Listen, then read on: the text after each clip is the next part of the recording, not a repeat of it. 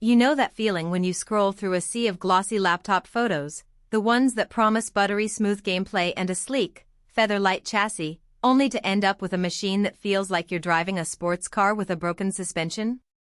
I've been there buying a laptop that looked perfect on the listing, then realizing the heat, the battery drain, and the cramped keyboard made the whole experience feel more like a compromise than a win. Link is in the description if you want to check the product details on Amazon. That's why I'm breaking down the GIGABYTE 2025 A16 so you can avoid the usual disappointment trap and actually know if it fits the way you play. First off, let's talk about the kind of gaming laptop you really need. The market is crowded with machines that either lean heavily into raw power and end up bulky, or they try to be ultra-thin and end up throttling under load. What matters most in day-to-day use is how the laptop behaves when you're juggling a game, a voice chat, maybe a couple of browser tabs, and a recording software. That's where the A16's configuration starts to matter beyond just a list of numbers. The heart of this laptop is Intel's 10-core i7-13620H. In practice, that means you get 6 performance cores that can crank up to 4.9 GHz and 4 efficiency cores that keep background tasks from stealing cycles.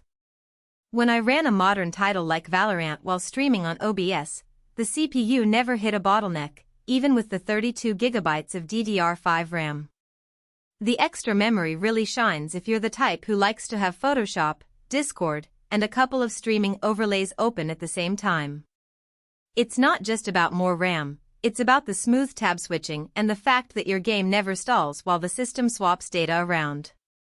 Now, the graphics card, an NVIDIA GeForce RTX 4050 with 6 GB of VRAM. For a 16-inch screen that's locked at 1920x1200 and a 165Hz refresh rate, the 4050 hits a sweet spot. In my tests, Cyberpunk 2077 at medium settings with DLSS set to performance ran a steady 68 frames per second, which is enough to enjoy the experience without noticeable stutter. If you're into fast-paced shooters like Apex Legends or Call of Duty, Modern Warfare 2, you can crank the settings up to high and still stay comfortably above 100 frames per second.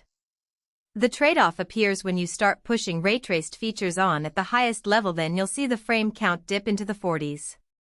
So if you're chasing the absolute max visual fidelity with ray tracing turned all the way on, you might feel a bit limited, but for most gamers who care about high refresh rather than cinematic lighting, this GPU is more than adequate.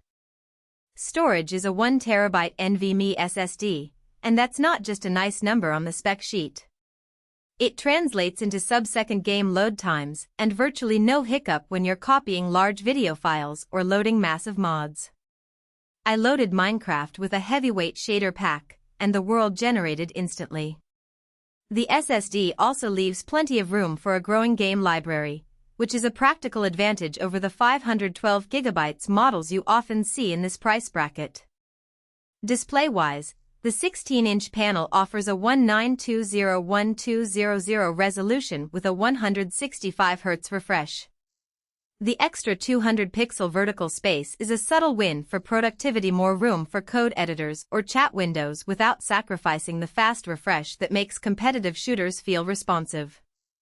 Color accuracy is decent out of the box. You don't need to spend extra time calibrating for most gaming sessions. However, if you're a creator who needs true 4K or an Adobe-level color gamut, you'll notice the panel falls short. It's a trade-off. You gain speed and a bit more vertical real estate, but you lose the ultra-sharp detail that a 4K screen would give you. Thermals are where many laptops reveal their true character. The A16 uses a dual-fan, vapor chamber design that keeps the i7 and RTX 4050 within safe temperature zones for most sessions. During a 2-hour Elden Ring marathon, the CPU hovered around 85°C and the GPU peaked at 78°C. The fans ramp up noticeably. There's a whirring sound that you'll hear in a quiet room, but it never becomes a grinding noise. If you plan to game in a library or a shared apartment, you might want to keep a headset on, but it's not a deal-breaker for most people. The heat does make the laptop feel warm to the touch on the palm rest, so you might want a cooling pad for marathon sessions. Battery life is another realistic factor. With the 99WH cell, you can squeeze about 4 to 5 hours of light.